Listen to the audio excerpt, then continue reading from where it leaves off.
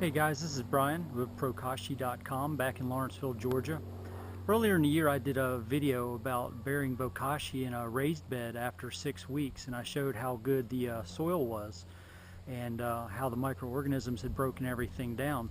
Well, this is a couple months later. It's actually second or third day of October, and I want to show you that same raised bed. I want to show you an interesting phenomenon that I noticed when I was looking at my bed.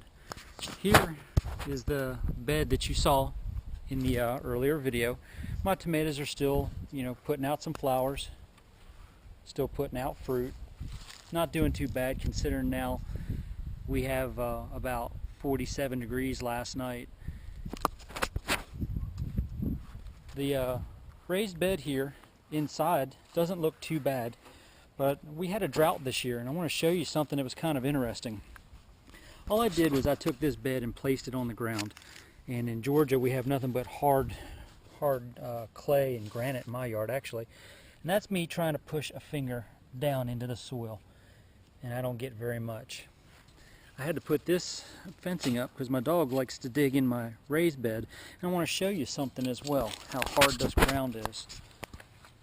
That's just a regular picket, and that's me standing on the picket. I can't even get the picket into the ground.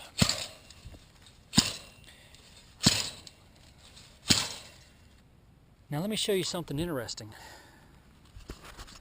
I took this bed and I just put it on the ground, so the rest of the soil around here should be just as hard. And over time you can see some weeds have grown up outside the bed, and a little bit of grass trimmings have fallen to the wayside. But I want to show you something. This is outside the bed, guys. Look at this. I'm sticking my whole hand down into that soil. This is soil I can just pick up with my hands. And it hasn't really been amended very much. It's, it doesn't have a lot of dark matter, doesn't have a lot of organic material in it, but it is really soft. Compare that to the inside of the bed, which has a lot of organic material. You can see whenever I cut the lawnmower just flips up some grass that is just your normal mulch that you would use. And this bed has not been tilled. This bed is pretty much as you see it, undisturbed since when I put it together back in March or April. I'm going to show you after a drought that we had. Look at this. Put my whole hand in that bed. Not bad for a season where we had some drought. Pull some of this away. You can see some of the organic matter down in here. Unlike what was outside the bed, which was soft soil, a lot of clay, inside here I have a little bit more organic matter. If you could smell it, it would smell very good. This is all Bokashi composting, guys. This phenomenon that you see, we'll just pick another spot. Pick another spot. Look. That's all the microbes and the worms and the beneficials that were in the Bokashi mix. When I put it into the raised bed, they dug up the rest of my soil. So the interesting thing to get from this is that with proper composting and with Bokashi composting, we feed the soil to feed the plant.